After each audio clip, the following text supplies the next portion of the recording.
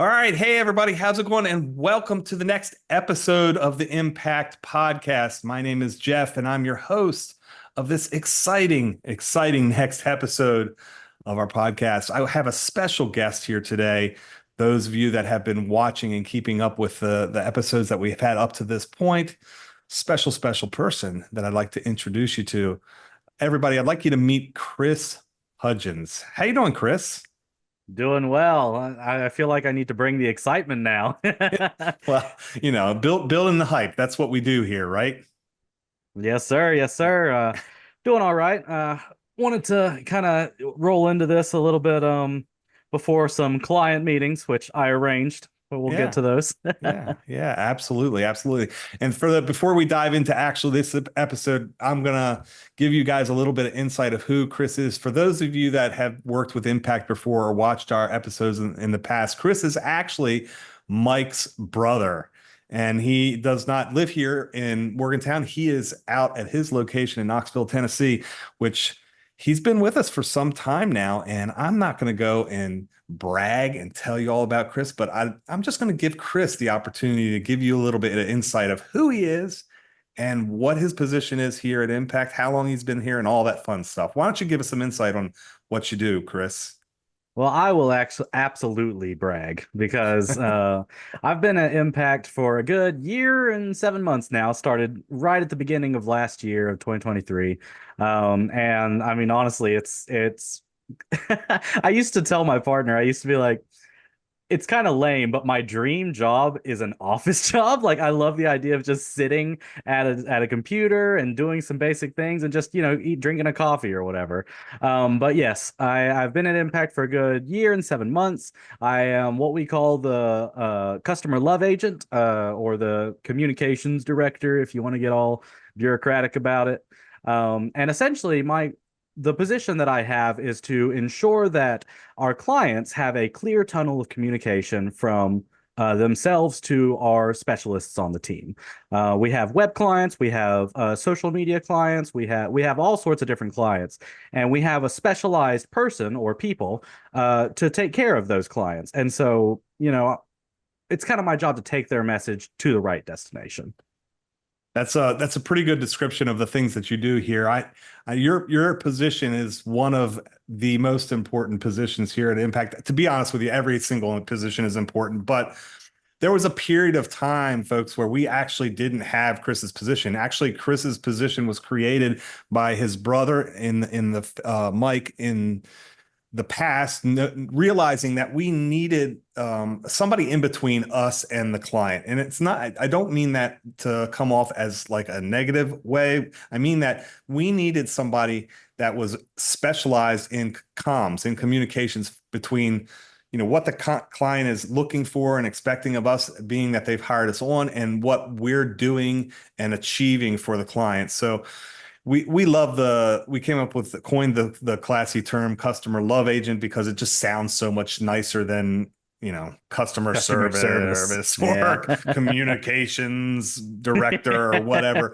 It just sounds a lot better. But at the end of the day, Chris's personality is perfect for this position because he pretty much comes in every day and he communicates exactly what we're doing and the awesome results we're getting for our clients. Yeah, it's kind of funny. I'm in no way a manager or anything like that, but I am an organizer. And so a lot of the times what I do is I'll say, hey, Allie and Kaiser, we're going to need to do this meeting tomorrow. Or, hey, Mike, this guy's got a web issue. It's kind of urgent, need to take care of it. Like I direct people, but I'm not like managing them in any way. But as you said there, yeah, another part of my job is analytics reporting, where essentially I look at how the campaigns are performing and deliver those results to the client. I'm not the one that is actually working on the campaigns or like adjusting anything. That's our specialists. I'm the one that is communicating and explaining where these numbers are coming from and what our team is doing to bring them. So yeah, that's like the other half of what I do. Yeah, I think that there's a lot of little aspects of your job that people aren't even aware of, but that's a good summary of the things that you do on the daily. It's interesting. Before you were around, Chris, we had well, basically what we did is we had our team members that were running the campaigns also responsible for communicating to the clients. And We learned from that lesson over the years, and as we always have, whenever there's something that just isn't working as good as we'd like it to, we just make adjustments. And we found in the past that even though our team was doing their job and getting excellent results for the clients, sometimes it was just not something they were on top of 100%, and that causes the lack of communication, whether it be good or bad or just consistent, not consistent, or whatever. Sometimes clients get a little like concerned, and I've watched it happen over the years too, sometimes concerned when they shouldn't be. But in the reality of it is, if they haven't heard from somebody in a week or 2 weeks, then they're like wondering through their head, what's going on? They might be What seeing am I even sales paying for? yeah, like what who is it, what are they doing? And that's really what Chris does. He pretty much does an outstanding job communicating all of the news, all the updates, and things of that nature to the client. See, you talked about like, how Impact kind of has grown and adjusted and adapted. And, that's where my position even came from. And it's funny because I've also had to do that with my position because I pretty much had to invent my own system because my position was new. Y'all never had it before. And initially, the system consisted of me just recording a video, going over their analytics, and sending that over to them on a weekly basis. And I was like, hey, here's your analytics. Here's me talking about them. I discovered that a lot of business owners don't really have time even to like watch a 2 minute video, or they're not in the right place to, or something like that. They would rather have the like analytics in front of them and maybe read a message. So I had to adapt. In specific, one of our clients was just like, exactly as you were saying, they didn't know what we were doing. They didn't see any kind of feasible things, but they were getting results. But they just hadn't been watching my videos. And they Right. admitted, it's like, I just don't usually have the time to watch those. So I had to adapt my strategy to include the video link, which I still do for every client, include the PDFs of their reports from our reporting platform. And I even type out an entire like paragraph of the analytics. And on top of that, I do year-to-date reports at the beginning of the month. Yeah, Like one client had an issue, and I was like, all yeah. I've been in this industry for a long time, 3 decades to be specific, and over communication is so important. I can't emphasize enough how important it is to do that, and that's a lot of work for you times, a bazillion clients like we have here at Impact. So you're constantly busy, and like you referenced earlier, you've got to dip into some meetings right after this is over with. But I mean, I just think that you know we like to make sure that the client feels comfortable that we're doing our job, right? Like if they are busy and haven't looked at the communications coming from our end, that's on your dime, so to speak. Like, that it's better that we over communicate and give you too much and almost become annoying to the fact of that we're constantly sending them stuff than to not send anything at all, because again, you just want to avoid that that interaction between client where they're just wondering what's happening, even though sales are typically churning from the results of our campaigns. If they haven't seen an outline and an update, it tends to worry them a little bit. yeah. And that's just kind of the bread and butter of it is like I used to have this mentality that all clients kind of reacted similarly, but it's really just you have to give them every flavor and let them choose which one is their favorite to Yeah. actually get a point across. What one of my clients loves the videos. They watch it every week. I see it, I get email notifications when the clients watch it. And I know one client in specific, just like they are like a regular viewer.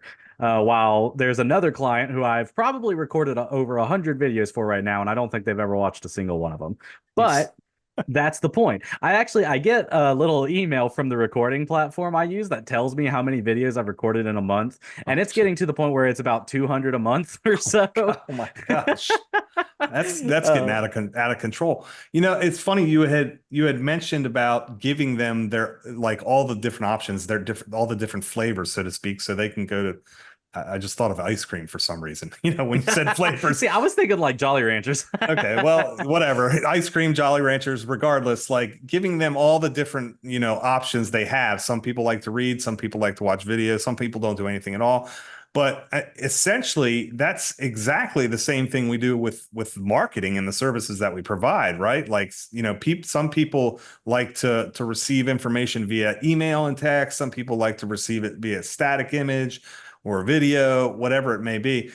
It's kind of like we're doing our marketing services internally for our client to understand what's happening, right? Yeah, I'm essentially marketing the results to the You are. client. You are. But And without the ability to charge them again. yeah, exactly.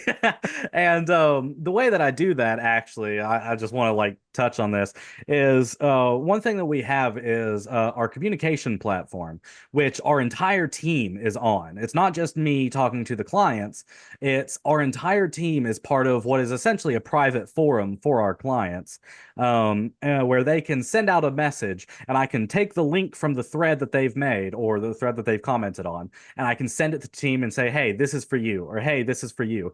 So it's not like I'm a middleman of talking, giving messages, Chinese whispers, whatever you want to call it.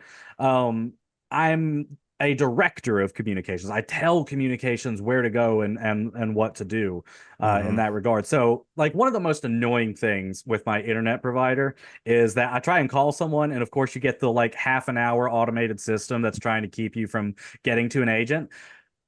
I I for a time thought that I was going to be that system, but really I'm not. I'm more so like a direct tunnel to the agent. Hmm. So it's not like you have to wait to get a response from your specialist. It's your specialist is immediately notified by this guy. Yeah. That's a really interesting way to think about it. Hey, let's talk a little bit about the importance of communication. Why is it so important for us to, and we've touched on this a little bit already, but let's get deeper into that a little bit. Why is it so important for us to continue to communicate at such a vast level to the client? Well, a lot of it is trust is the thing. Probably my now this job has been my favorite ever, but my least favorite aspect of this job is telling a client when their numbers are a little low, because I Yeah. don't just report the good analytics, I report all analytics. And sometimes client dips, that's usually when we need an ad refresh or audience adjustment or something. But sometimes the numbers dip. Um, and us giving them those numbers, us saying, hey, numbers are a little down. Here's what we're doing about it. That builds a trust because they Hmm. know that we're not just saying everything's perfect and we're the best agency. Please don't fire us. It builds like a stronger relationship. So if something ever goes wrong, like let's say our like a billing software or something double bills them, they're not going to go like, you're trying to scam me. They're going to go, hey guys, what happened?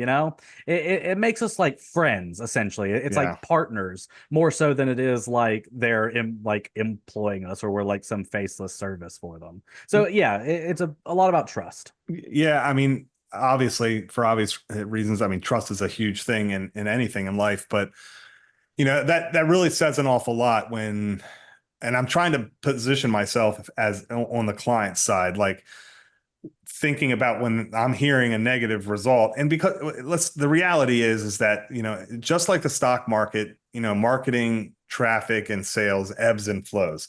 But as long as it's on the constant rise, that's really, trending on the rise, or, whether it be steeper or lower, whatever, that's what we're looking for there. So like you had pointed out, like sometimes things happen, like, content refresh is really a super big one, because things get stale, just like your bread, right? Like, people get Mhm. tired of seeing the same images and videos and stuff. So we have to constantly, remind clients that, oh, hey, your numbers are down a little bit. We need some video footage or something like that. Exactly. And that's kind of the thing. Like, when you're scrolling your Facebook and you see an ad you've seen 20 times, it's basically just background noise for you at this point. Like you just immediately scroll past it, don't even give it a second thought because you've already watched it a couple of times or you've Mhm. already read it a couple of times. But like you said, a client needs to send us some video things, and that's kind of the importance, we're talking about the importance of communication. That's the importance of the right assets and messages being sent to the right people. Mhm. It's not a matter of, hey, I'm going to give this. video file to this person and just hope it gets somewhere. It's I give this video file to this person, and within a couple of days, I hear something right back because my video file got to that person immediately, and they immediately started working on it and got it back to me as soon as possible. And so it's just knowing that reliably your messages will get to the right people. I think Mhm. that's also like a big part of the importance. But it's also just a matter of like tracking the progress because when you give a client a message, like you were saying, there's ebb and flows. When you say, hey, numbers are a little down, the reason I do the monthly year to date reports is so clients can see, yes, the numbers are a little down for the last couple of weeks, but overall, you are 200% up from where you were last year. Mhm. Um, and so, like, we want to make sure that they're always getting a positive return. Like whatever they're For sure. paying us for our services and paying an ad spend, we want to make sure that they're making more money.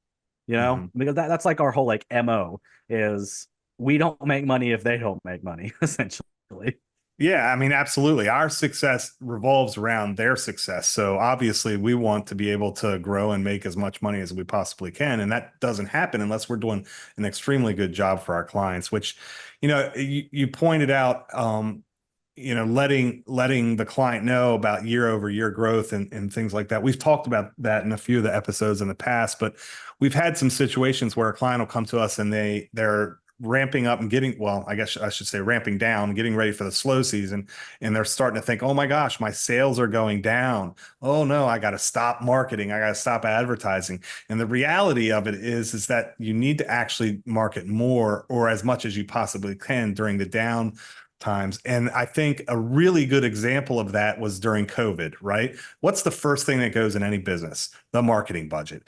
And I'll be the first to let you know that we lost business in during the COVID times. And that was natural, right? Nobody really kind of knew what was going to happen or how to manage their money. So they just had to be cautious. But the reality of it is that the ones that ended up sticking with their marketing, figuring out how they could stick with and afford their marketing campaigns through a slow time or an uncertain time are the ones that are still around today or the ones that grew. And so a lot of times we have to make sure that when a client is getting a little concerned about their downtime, we have to all right, let's take a snapshot of where we're at now in the last year and where they were the previous year. And more times than not, it's always on the growth side, right? Oh yeah, 100%. And that's the thing, like it's all about taking the stress off of the client's mind, to where they can like the whole point is the only thing they really have to give us is assets. And whatever strategies or sales or whatever they're wanting to like things that normally come along when they're managing their own business. Otherwise, they're very hands off. Our team does like everything for them. And so that's a big stress off of their plate. And the thing about it is, you're talking about growth. We always aim to make sure that they are gaining at least, and this is like bare minimum, like our team is still chugging along trying to raise a number, but at least three times what they're spending on their ads. They put $1 into their ads, they should get at least $3 back. That's our like credos on it. Because that's the only way they're going to grow. And, you're talking about going through the slow season. We have a client who, we've had them for a few years now. We know when their slow season is, we know when they dip. This year, we have actually managed to keep them on that 3x or, I mean, I just checked their analytics like before we hopped in here. Their Google's on like a 7x right now. And this is their slow season. They don't usually get big until autumn. Um, and that's all because we have learned how to adjust spend, do different marketing strategies that apply to their slow season and bring in those few extra things. And so just so we can keep that steady growth. Because I mean, already we've blown last year's numbers out of the water with them because of that, That's because our awesome. team has kind of like pivoted on that. But yeah, I mean, gosh, it kills me when a client is like, hey, it's our slow season coming up, we need to cut expenses. Like, we're not really an expense, buddy. We're bringing you $6 for every dollar you give us, Y- in that regard. Yeah, for sure. I mean, that's definitely something that is very easy. Because I can relate to a lot of this being a part business owner of the agency here, right? Like, do I do the work? No, I don't do the day in and day out of the marketing stuff. That's not my job. Do I understand it all? Of course. I've been doing it for longer than most of you have been alive. But you meaning my team members. Um, but but at the end of the day, like, we're here to make sure that things are going in the right direction, and to take that pressure and that problem off the plate of our clients, right? Like, we don't want you meaning our clients, to have the challenge of worrying of how to all the technical aspects of running a campaign and actually executing on it. We want to create another problem for you, right? At the end of the day, we want to solve your problem of traffic and conversions, and we want to make an internal problem for you. And that internal problem for you is too many orders. And Too many orders. I knew we've you were going to say and that. we've had clients that are like, no, I don't want to run additional campaigns on different platforms because I can't keep up with what I got going right now. 100%. We've had a couple of those. And then you get like the extreme situations, which, unfortunately, sometimes we grow our customers to the point that they don't need us anymore.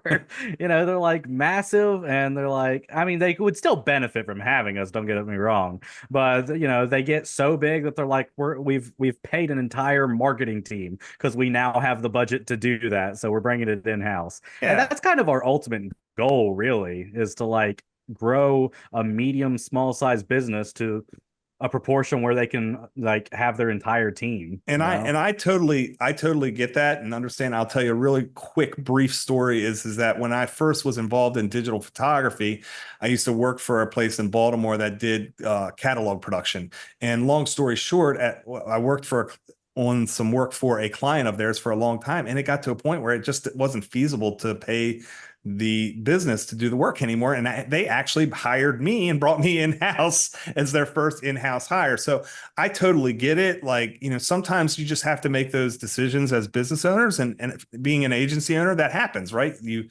obviously you want to keep your churn rate down and keep your clients for as long as possible. Cause like you pointed out, the longer that we keep clients and year after year we do work for them, we get better and better because we understand their industry more. And then we've also had clients as well that have entire teams, but maybe those teams are doing so many different things that they can't do this one thing. And that's exactly what we do. And so we solve that problem for them. And it just makes a lot of sense to pay us as opposed to actually hiring on more people and going through that time of learning. The way I see it is we're kind of like a team of specialists. Mm-hmm. It's like, if you're having back problems, you go to a specialist. It's like a chiropractor. You don't go to like a general practice doctor necessarily. Yeah. It's a matter of like they come to us because we're very good at these like hit these pressure points. Sorry, I just bumped my mic there. Oh, you're good. We're very good at these like pressure points that we can hit that a general practitioner, let's say, just overlooks. But since we're on like the topic of results, and we've been talking about like Mhm. conversion based clients, I do want to touch on the clients that are not conversion based because I have plenty of those that I also report analytics to. I'm not always telling them you put this much money in, you made this much money. Sometimes I tell them you put this much money in, this is how many people saw it, this is how many people clicked on it, and this is how many calls and leads you got from those campaigns. And that is also a scalable like metric that we can look at because like for instance, one of our clients, I think this time last year they were getting like 20-ish calls, maybe 40 a month. Mhm. They've almost gotten 200 a month in this last couple of months, and it's all about like not only just getting them more money, but getting them more exposure, growing their brand identity, and like the amount of people. Like you think fast food, you probably think McDonald's, Wendy's, because they have notoriety. They have like a lot of people who regularly go to them. So sometimes you just need to get people's business in front of people Mhm. to get get that kind of like following built, and then the business follows after that. Yeah, for sure. I mean, I think that's it just depends on what the objective of the campaign is, right? Like some people, I think the McDonald's thing's perfect. Like the McDonald's, there's a billboard right outside the window across the street for McDonald's, and McDonald's can afford to, in my eyes, like that's throwing money away just because I'm such a digital marketer nowadays. But big corporations like McDonald's can afford to throw money at that because really, what are they trying to do? They're trying to get somebody's attention, say, oh, I'm hungry. Oh, there's a McDonald's right here. I'm going to stop right now. They're just reminding people. But it just depends on what the objective is. Sometimes it's sales, sometimes it's awareness. A lot of what we do is mostly sales because our perfect client is somebody that already has they already have a product or a service that they're putting out there in the market and it's proven to solve a problem and be successful. And they're at a certain level as far as like the revenue that they're generating every month. So we are essentially the person that comes in that helps them to scale up to a point where they couldn't get to on their own. Well, what a lot of people don't understand and what we kind of bring as like, the professionals of the situation is it's kind of like climbing a mountain where when you're starting climbing the mountain, you have your mountain climbing gear and you're like going up. But once you reach a certain point on that mountain, you can just sit on a ski lift and it just takes you up itself. You've got to get to that point, which is usually a lot of like, kind of toil and hard work. But once you get there, it practically perpetuates itself because you have enough notoriety that people go to you first when they need something that you sell or like that you provide. Or like, for example, events. We do some advertising for some seasonal events, where they only run for a few weeks in a year and then they're gone. We have had clients for what, over 5 years or something, that we've done repeat events for over and over because they know that we can get their event to the correct audience who will buy tickets, who Yeah. will be there, and they'll sell out. Um, and that's just it's all like going back to the flavors. It's all just different flavors of like how you can market something. And we're very good at knowing who needs what flavor and which one will work best for them. Yeah, absolutely. I mean that's the beautiful thing about social media platforms, right? They know that they know that I'm a chocolate addict. That's true. That's a fact. I'm a chocolate addict. And so they are now my phone's listening to me, right? Like tonight I'm going to get served something chocolate guaranteed for sure. Hmm. And that's just what our specialty is to be able to help provide that opportunity to scale because you had talked about like being on a ski lift and then sitting on the lift and watch it rise. It made me think real quick. Something I wanted to point out was that it's sometimes people get the impression that when we come in we just set things up and we just let it roll and then we're just kind of done doing things, and that's not the case at all. Like there is constant there is constant activity for every single campaign, for every single client going on with every single team member, whether it be Chris or Allie or Kaiser or Bijan or Mike or whoever it may be. Like there's always something being watched in some way, shape, or form. It has to be that way because Chris is giving reports to our clients on a weekly basis. And that's when they need to receive that because they need to understand exactly what's going on. Well, not only that, but we also meet with our clients once a month. I Yes, facilitate monthly true. meetings with whoever is working on their campaigns. So, they meet with us every month. We don't just go in there and say, yeah, here's what the campaign's doing. We go in there and say, here's how the campaign's performing. This is what I've done. This is the most recent graphic that we've implemented. And actually, we feel like this angle might actually work a little bit better with this season coming up.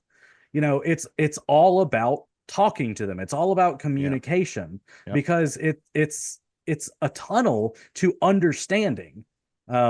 It's like you give a client a report. Like if I just threw a PDF at them and said, "Here's your report," they're gonna go, "What? What? What is all this?" Yeah. They're not marketing people. And it's just as you said, we're always doing something. A lot of people think, like you said, it's just setting it up. But what we really bring, what Impact brings, is knowledge of the nature of the beast. We Mhm. know how to tame the beast, we know how to avoid the claws, and we know how to make it purr. Yeah. Yeah, that's true. That's so true. Let's talk briefly. We talked about weekly reports a little bit. Let's talk about monthly year to date reports. Well, I touched a little bit on that earlier, but yeah, the monthly year-to-date reports is something that I implemented when I started like realizing that clients needed over communication and different kinds of communication because it was like a stepping stone process. First I just sent the videos, then I sent the videos with the PDFs and a brief explanation, but we still had clients who were having like a little bit of a dip but were overall great Hmm. performing right now, who are like, hey guys, I really don't think this is working. Looking at the last few analytics, it's just we've been down, our numbers are down. And then I show them the year to date. It's like actually for the year to date, you're at a 12x, my guy. You've spent $1, and for every dollar you've spent on these campaigns, you've gotten 12 back.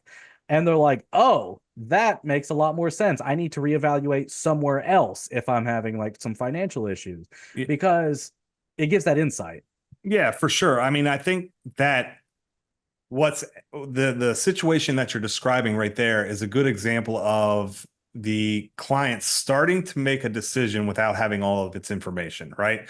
And I understand that because that's part of my job is not only to help work with you guys market our company, but make decisions for the company so that we always are able to grow.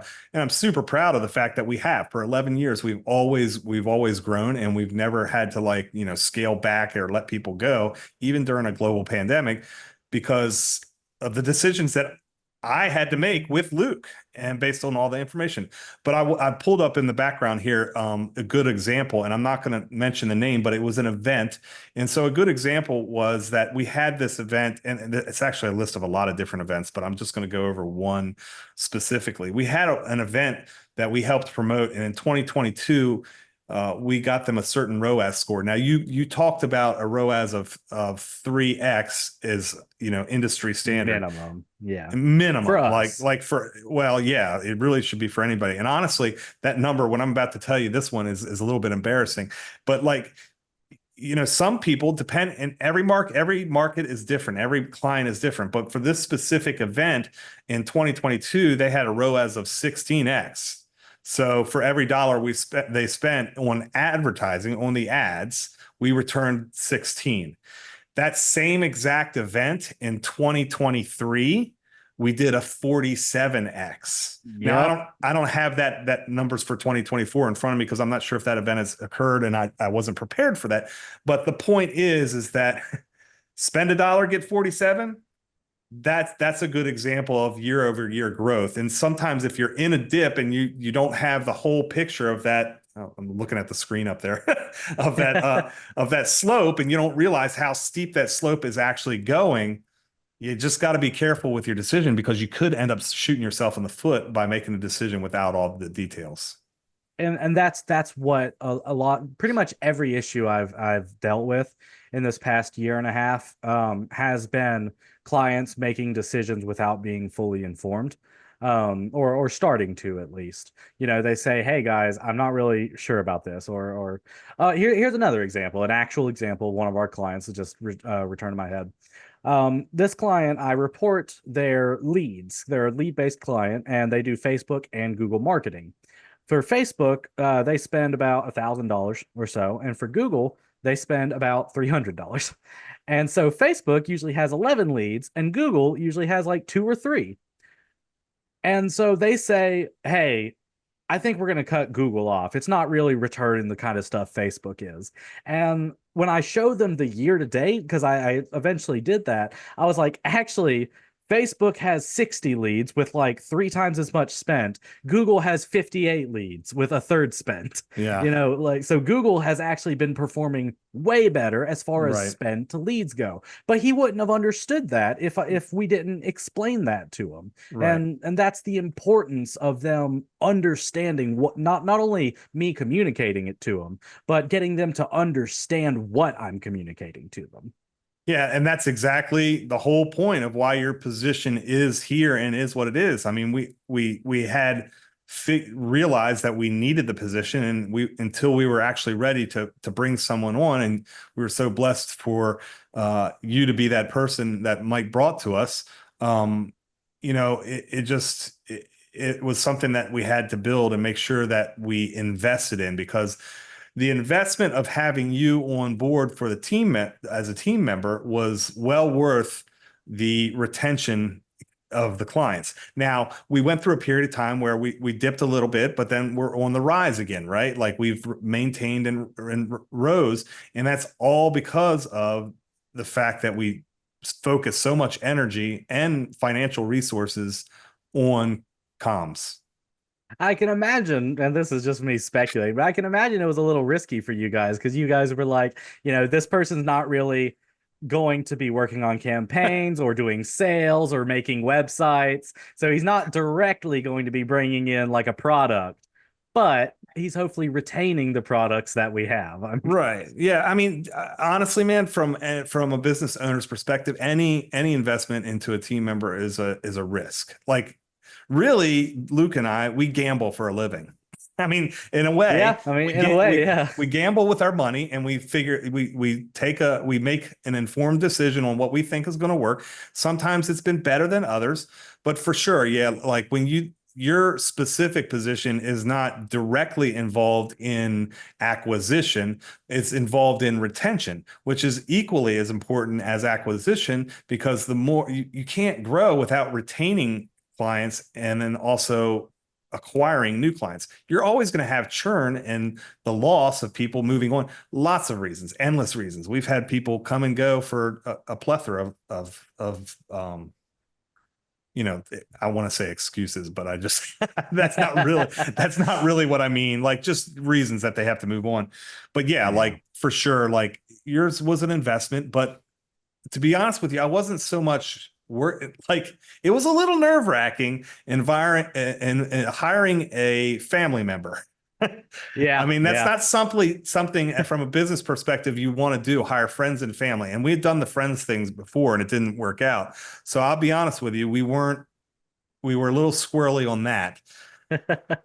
But the reason that we rolled the dice and went with it is because we knew Mike. Mike had been around for 8 years at that point, and I trust my children with Mike. So anyhow, I could go on a rant forever, but yes, you were good. You were good. You were a good investment, and I hope you're here as equally as long as Mike, if not longer. This was just a sneaky way for you to get you to compliment me. So don't Well, worry there you about go. that. There you go. You got me to Well, pat you on the back a little bit. one other thing that we do, something I kind of forgot to mention, is the kickoff. When we get a new client, we pull them into a Zoom call, which is about, it's usually, we schedule an hour. We usually don't use the full hour. It's usually more like 45 minutes or so. But essentially, the team gets to meet the entire team, the client gets to meet the entire team. And we have like little fun facts about ourselves. Like mine is I can, or details about ourselves. Mine is I can type over 100 words per minute. Like I am a Wow. very fast typer. And so I have had once or twice a client's like, do you use templates or something, like when you send me messages? Because I'll send you something and then 2 minutes later you send me something that's like 4 times as long. And I was like, no, I've just lived my life on a computer. Yeah. But part of that kickoff is also understanding what the client is after, understanding how we work, just getting a very concrete foundation for what this relationship will be. And I feel like that is, among everything, the most important thing we do. We set expectations to the point that, a client understands our process before they're even in our process. Yeah, I mean, that's definitely something that is worth noting and making sure that people have a solid understanding of. We've talked a little bit about results already. Is there anything else that we can expand upon about some of the things that we actually do and communicate to our clients? I think more so than expanding, we can sort of give a comprehensive summary, because I know listening to a Yeah, podcast sometimes it just melts into the background. So right. just a summary of how we do results. We focus on conversions, where we try and get you the best bang for your buck. We give you, you give us $5, we give you $20, or so on and so forth. We focus on leads. We build your brand awareness, your reputation. We show people the products that you have and why they should buy them, and we grow your recurring audience. And then finally, like the event-based campaigns, we understand a market to the point that we can use targeted advertising to select the perfect people who will go to that. And through it all, getting those results, a client will not understand anything we've done if it's not communicated appropriately to them. You know, we can get them $100,000 and they'll be like, wow, my bank account's looking better, but where did that come from? Um, Unless we tell them, you know? Yeah, and that process of telling people where it came from sometimes can be a little bit tricky. I mean, we've had some situations where, it just depends on the client and what they're looking for, right? Like some people want, okay, where are all these conversions coming from? We can tell them what platform, what audience, whatever campaign. But then there's been some situations where we've had to filter out some clients and things of some results of that nature because they feel as though they've already made efforts prior to us helping them out, that some of those are not fair. They would be repeat customers, which in some fairness is true in some cases. But the reality of it is that people people buy from you because they like you and they like the problem that you're solving. And problem that you're solving can be anywhere from coaching to buying soda at the grocery store or coffee, whatever you have it. But the more you advertise and the more that you're actually putting your message and your brand out there, the more that you're going to make people remember you, right?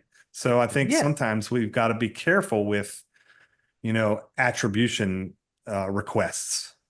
yeah, and that is another thing. Like, on one thing on like the reporting is a client can't make a business decision unless they're informed. Like, let's say one of those event-based campaigns, the event did twice the amount of people. Was it because they had a different rider? Was it because it was sunnier that day? Typically, it's because we refined the target audience to where the right people got shown it, and so therefore they were able to come. But if the client didn't know that, they might be like, huh, maybe we need to always have it when it's sunny, always have this rider on there because that was the only things different from last year. Um, but no, when we come in and we're like, hey, this is what it is, they're like, oh, so that's what worked. That's what I can refine my business on and implement further. It's like when we're in the kickoff, we ask, what underserved product in your catalog do you think has a lot of potential?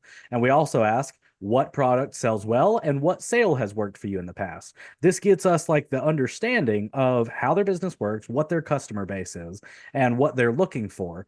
So we can make adjustments and so they can make informed business decisions. They're like, hey, product A really seems to be working with these campaigns. Maybe we should make more products like product A since that seems to be working really well in the marketing. And so it's just about informed business decisions, really. Absolutely, absolutely. Hey, man, I'm really proud of you because you guys don't really realize this yet, but Chris didn't really have a background in this stuff. Like, not in I should say, not in the depths of where he's at today. I mean, you can tell by his talking, he's a nice guy. He's very enthusiastic. He tries to get you as much information as possible, and he's very knowledgeable about his craft. And that has come with trial and error and experience over the past 18 months or whatever it was that we talked about earlier. I feel that's a little bit of a special perk of my position is I have like my hand in kind of every bowl. So I learn about Mhm. everything that our specialists do like a secondhand thing. So anytime there's a problem for a client, I need to understand what the team is doing and why this problem happened so that I can then elaborate on it. So I've learned from the professionals essentially as I'm communicating to the clients. And it's the same. And in some regards, it's funny because that you say that because in some regards, it's the same thing that I do, right? I did not grow up in digital marketing. I started off with photography on film. Yes, I'm that old. But like the things that I know today are just from my experience of working with the team over the course of the 11 plus years of our existence. And it just comes with time. And I just don't have to communicate the things that I learn to back to the client, so to speak. I have to do it in other ways, but It has felt really cool to have some like specialized knowledge that I can just be like, yeah, yeah, I know how campaigns work. Well, and you have access to information that not everybody does, right? Like you have True. access to all the details, and as our team does as well, but it's not necessarily their job to dig deep and find the stuff like it is yours. Yeah, exactly. Like I have to search for a problem over and over, which teaches me a lot about things. So yeah, no, I feel especially privileged because I mean, before this job, I mean, I've worked in just about every customer service job you can think, retail, food service, warehouse, like you name it, I've done it, construction.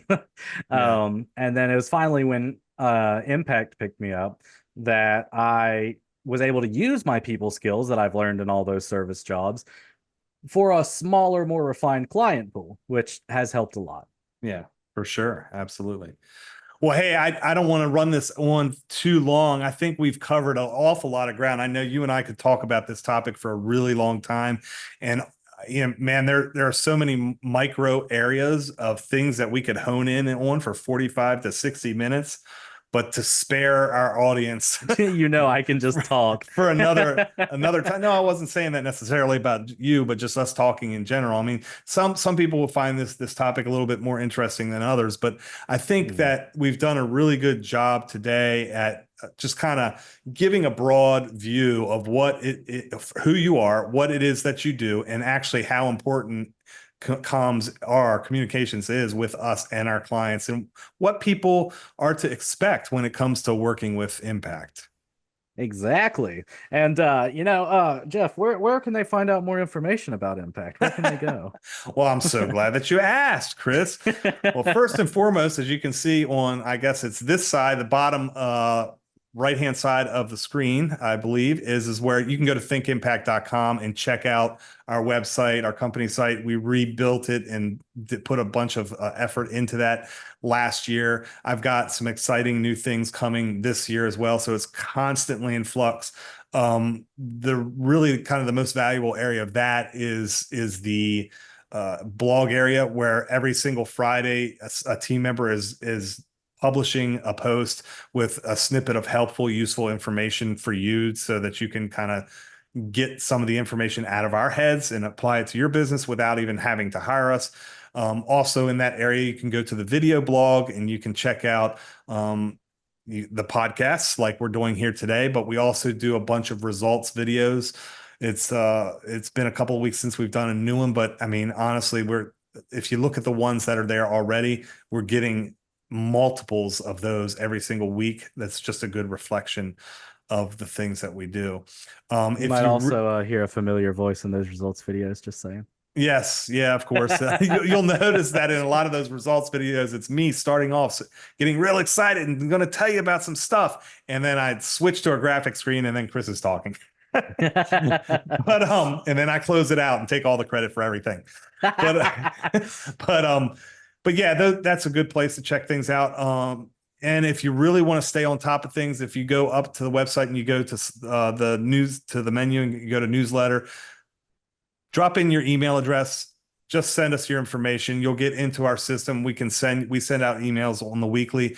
We do not do things where we're going to spam you with junk. We're trying to send you constant valuable information that you can just simply apply. And if you have any questions, obviously, you know where we're at. Yeah, you can always schedule a call with us. I'm one of the first people that you will meet after you schedule a call. You'll meet our sales guy and Yep. possibly our CEO, and then I'm the one that you got to deal with. There you go. There you go. So that's going to be it for this episode of the podcast. Thank you so much, and we'll see you next week on the Impact Podcast.